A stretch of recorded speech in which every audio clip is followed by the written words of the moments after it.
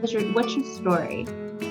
Yeah, so as I mentioned, I had been born and raised, I'm culturally Catholic because my family is from Italy. I'm the first generation. So my mom is from a little small town in Italy. And so, I was raised by my grandmother, very much a matriarchal family. So I always knew who God was. I always knew who Jesus was, but it was definitely much more of a fear-based. It was much more of, a sin-based environment that I grew up in. If you don't do this, then it's very conditional.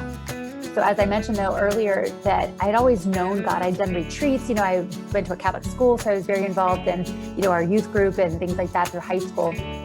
And then when I left high school and college, then, when I was in college, I was extremely, as I mentioned, kind of that, my early years, the way that it just advanced with me, my eating disorder, really, I was a binge eater, and then that just advanced with me. So really that just matured into drinking excessively, a lot of promiscuity. So it just, I was always looking to fill that void with something. And sadly, Edna, I'll tell you that even though I knew Jesus, I actually was engaged.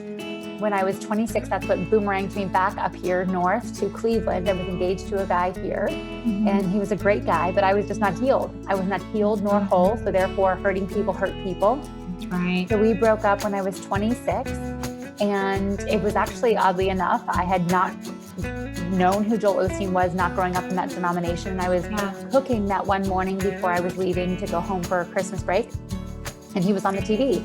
And I listened to his message and literally broke down and, tears crying on the bathroom, on the kitchen floor. Yeah. And literally like a puddle. And he just said at the end, if you want to give your life to Jesus, and then he said, get involved in a good Bible-based church. So that was really kind of what led me at that point. That was the precipice. But as I mentioned, when I was 21, 22, I knew that God was after me. Just like, with Adam and Eve, he comes and he searches for them. And so he had found me in some of my dark days too, when I was making that transition with my weight loss. So I had started a relation with him, but I shouldn't say that. I started studying, but I didn't enter really into a relationship until I was like 26 or 27. So just really honestly, Edna, in the last few years is really where God has healed my heart. Yeah.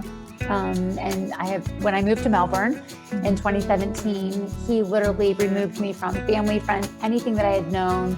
I knew no one there, and I got in a job, and that is where, just like it tells us in Hosea 2:14, I will call her into the desert, and there I will make her my wife. So I say very similar. I think you have this on your website or your Facebook page, but your Christ bride.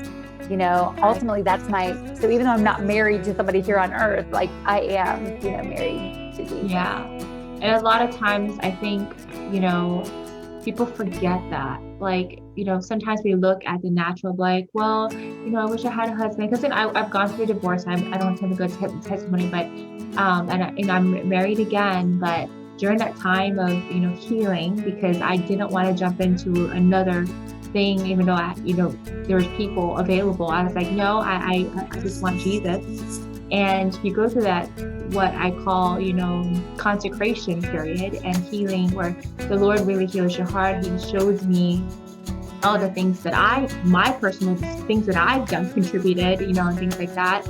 And I truly learned to embrace that word bride of Christ and what that truly means.